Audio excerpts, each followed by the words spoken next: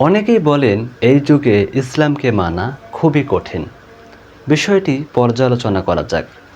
যদি আমরা নামাজ পড়তে যাই, সবাই আমাদেরকে ভালো বলে। কত সুন্দর উজুর ব্যবস্থা, হাত ঘোরালে টেপ দিয়ে পানি পড়ছে।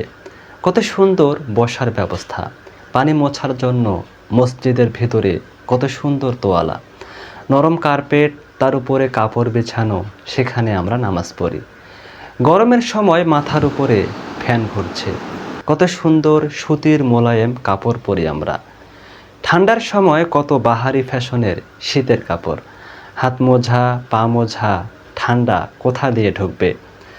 গোসল ফরজ হলে বাসায় রয়েছে টিউবওয়েল এবং মোটর, টিপ দিলেই মোটর থেকে পানি বের হয়।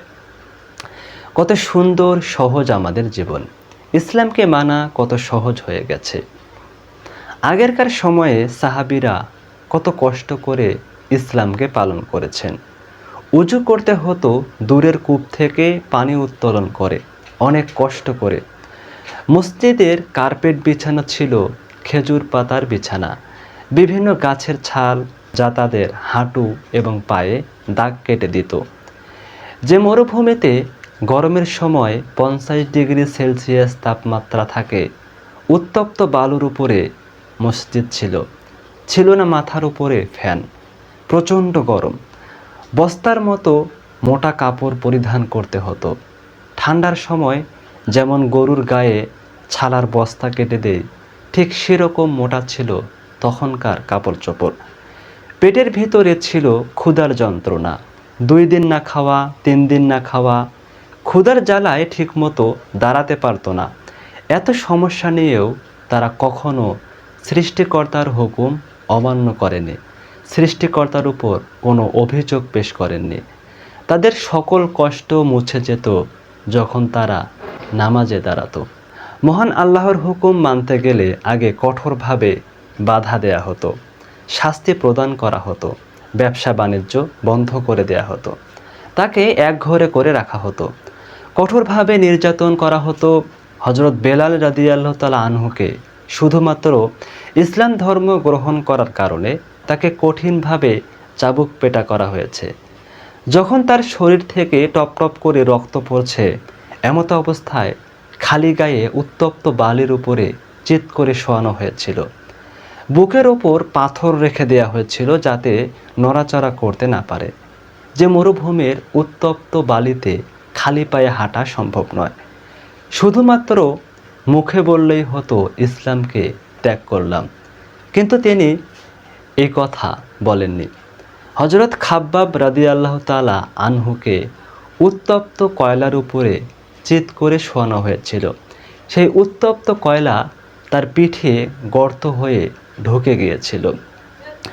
কয়েক বছর পর ইসলামের বিজয় হলে তাকে একজন পিঠের গর্ত দেখে জিজ্ঞাসা করেছিল, তখন তিনি কথা বলেছিলেন। হযরত সুমাইয়া রাদিয়াল্লাহু তাআলা আনহা, তিনি একজন মহিলা সাহাবা। ইসলাম ধর্ম গ্রহণ করার কারণে তার লজ্জাস্থানের ভিতরে বর্ষা প্রবেশ করে তাকে হত্যা করা হয়েছিল। কি দোষ ছিল তাদের?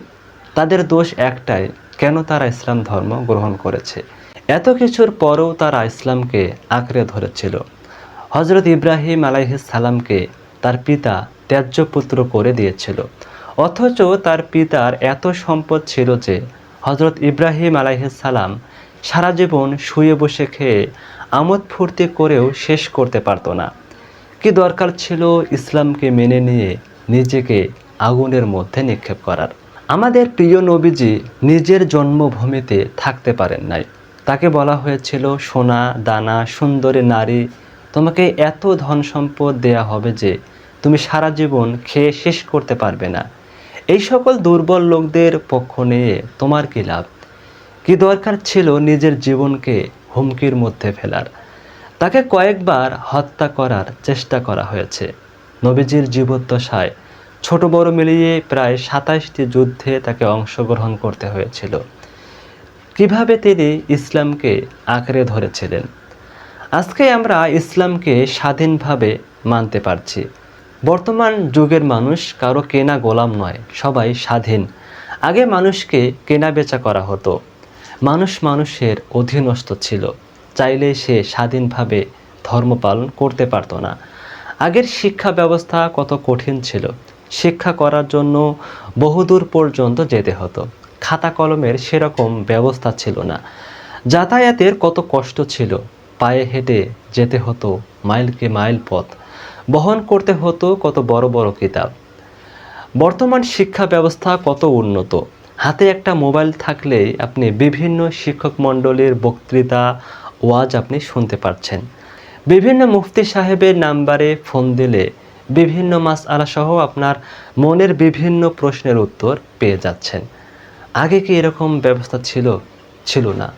লোকমুখে শুনতে হতো কোন মুফতি কতটুকু যোগ্যতা সম্পন্ন, তার ঠিকানা কোথায়, কোন দেশে থাকেন, কোন সময় গেলে তার দেখা পাওয়া যাবে, এই সকল বিষয় নিশ্চিত হয়ে তার কাছে যেতে হতো। চিকিৎসা বিজ্ঞান কত উন্নত হয়েছে, বর্তমানে আমাদের সামান্য মাথা ব্যথা হলে ট্যাবলেট খাচ্ছি, ভালো হয়ে যাচ্ছি। সামান্য জ্বর হয়েছে, প্যারাসিটামল বা নাপা ট্যাবলেট খাচ্ছি, ভালো হয়ে যাচ্ছি। বিভিন্ন মেডিকেলে রয়েছে কত সুন্দর সুচিকিৎসার ব্যবস্থা, রয়েছে সেবিকা, নার্স ইত্যাদি ইত্যাদি। কয়েক বছর আগে সুন্নতে খাতনা করতে গেলে মাসের পর মাস কষ্ট করতে হতো, ঘা শুকাতই না। আর এখন কত সুন্দর আধুনিক চিকিৎসার মাধ্যমে 7 দিনের মধ্যেই ঘা শুকিয়ে যায়। অবশ করে কাজ করা হয়, বাচ্চারা টেরও পায় না।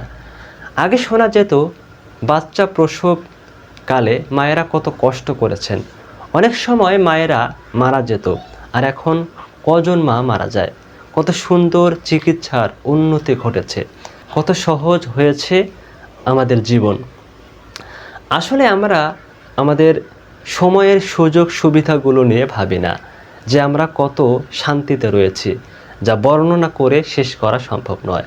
পরিশেষে বলছি, এখন ইসলাম মানা খুবই সহজ, শুধু মনের দুর্বলতার কারণে আমরা ইসলামকে মানতে পারি না। মহান রব্বুল আলামিন আমাদেরকে কবুল করুন।